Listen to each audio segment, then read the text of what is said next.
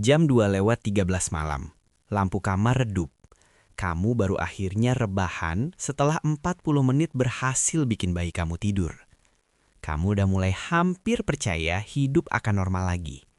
Tiba-tiba, wah! Kamu bangun kayak disetrum. Otak langsung nyala. Loh, ini kenapa lagi? Udah disusuin, popok kering, barusan sendawa. Kok masih nangis? Jangan-jangan aku salah ngurus. Dan di momen itu, yang paling menyiksa bukan cuma suaranya, tapi perasaan gagal yang ngikutin. Ini masalahnya. Kebanyakan orang ngira bayi nangis itu tanda ada yang rusak. Bayinya sakit, susunya kurang, atau kamu orang tuanya nggak becus. Padahal, ya nangis di 0-3 bulan itu seringkali fitur, bukan bug.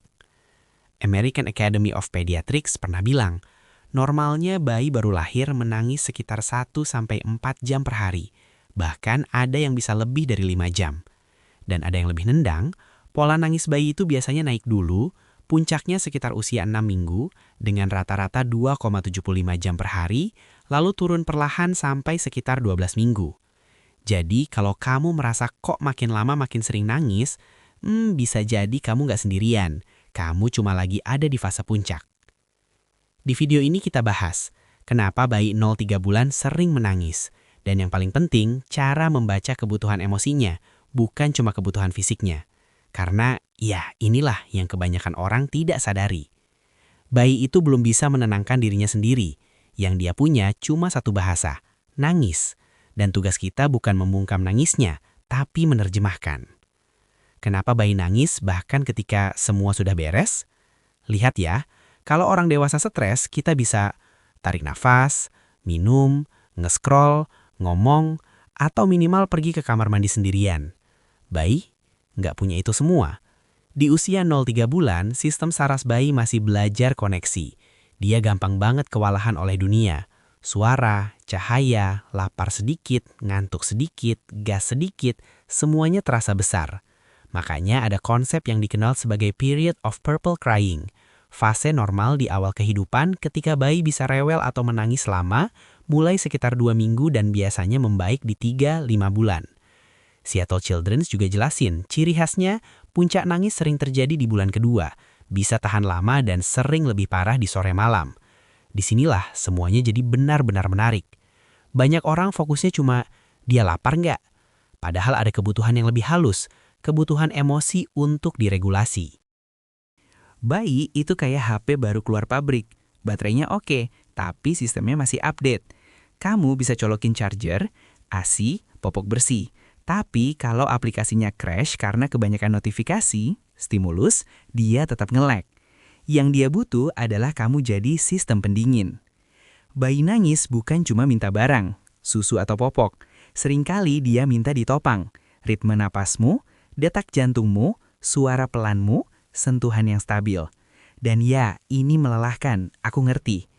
Sekarang mungkin kamu berpikir, ya tapi masa tiap nangis harus digendong? Nanti manja dong. Nah, ini salah kaprah klasik. Di 0-3 bulan, bayi belum punya kapasitas manipulasi. Dia belum bisa strategi. Yang ada cuma respons otomatis. Dan kalau kamu respons, itu bukan bikin manja. Itu justru membangun rasa aman.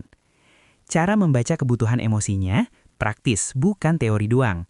Aku kasih kamu framework simple, 3 lapis cek. Kalau kamu hafal ini, kamu nggak akan panik setiap ada tangis. Lapis 1, kebutuhan fisik yang obvious. Checklist cepat. Lapar, terutama cluster feeding. Popok, gas atau sendawa, suhu, kepanasan atau kedinginan. Ngantuk, ini sering tertukar sama atau lapar. Kalau ini belum beres, beresin dulu. Tapi kalau sudah beres dan tetap nangis, jangan langsung menyalahkan diri. Lapis 2, kebutuhan sensorik, kebanyakan rangsangan. Ini yang sering kejadian.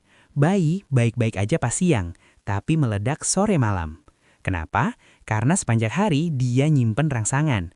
Tamu gendong-gendong, suara TV, lampu terang, perjalanan, obrolan ramai. Sampai akhirnya overload. Tanda overstimulated biasanya tatapan kosong lalu rewel, menoleh menghindar, tangan kaki mengibas cepat, nangis makin kencang kalau diajak main. Solusinya bukan tambah stimulasi, tapi turunkan volume dunia.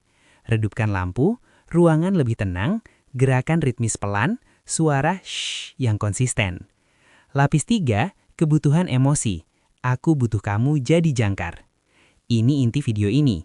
Kadang bayi nangis karena dia butuh, kontak kulit, ritme di ayun pelan, rasa aman, posisi meringkuk di beduh aman bila cocok. Suara yang stabil, bukan panik. Coba teknik 90 detik co-regulation. Dekap bayi dekat dada, posisi aman, tarik napas pelan 4 hitungan, buang 6 hitungan. Ucap pelan, kamu aman, aku di sini. Meski dia belum ngerti kata-katanya, dia nangkep nadanya. Serius, banyak bayi bukan butuh lebih banyak tindakan, tapi butuh lebih sedikit kepanikan. Terus kenapa? Udah dicoba semua, tetap nangis? Oke, ini real. Kalau tangisnya lebih dari 3 jam per hari, lebih dari 3 hari per minggu dan berlangsung beberapa minggu, orang sering menyebutnya kolik, definisi klasik. Prevalensinya bervariasi, tergantung kriteria, tapi angka belasan persen itu cukup umum di literatur. Tapi ingat, purple crying juga bisa terlihat kayak kolik padahal fase normal perkembangan. Yang kamu lakukan sekarang, tetap cek red flags medis. Demam, lemas ekstrim, muntah hijau, susah napas, diare berat, ruam aneh. Kalau ada, periksa. Kalau tidak ada red flags medis, fokus ke ritme dan lingkungan, bukan perang melawan nangis. Dan satu hal penting, kalau kamu sudah diambang meledak, Seattle Children's menekankan bayi bisa menangis lama, bahkan tanpa kesakitan, dan itu bisa bikin orang tua frustrasi. Jadi ambil langkah aman. Taruh bayi di tempat aman, crib, keluar 2 menit, tarik napas, minta bantuan. Insight yang mengubah cara pandang. Inilah yang kebanyakan orang tidak sadari. Di 0-3 bulan, tujuanmu bukan menghilangkan semua tangis. Tujuanmu adalah membantu bayi belajar merasa aman saat dirinya kacau. Itu skill hidup, dan kamu lagi ngajarin itu. Dengan tangan gemetar, mata ngantuk, kadang sambil nahan nangis juga. Kamu bukan gagal, kamu lagi latihan jadi rumah buat sistem saraf manusia kecil. Oke, jadi mulai hari ini, setiap bayi nangis, jangan langsung panik. Pakai 3 lapis, fisik, sensorik, emosi, co-regulation 90 detik.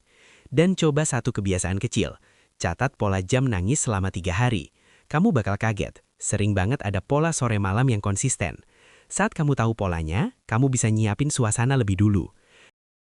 Kalau video ini ngebantu, tulis di komentar usia bayi kamu berapa minggu dan bagian mana yang paling bikin kamu kewalahan. Ngantuk, sore hari, susah sendawa. Biar aku bisa bikin video lanjutan yang lebih spesifik.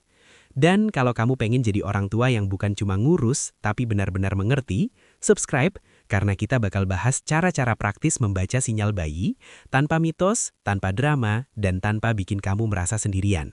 Sampai jumpa di video selanjutnya.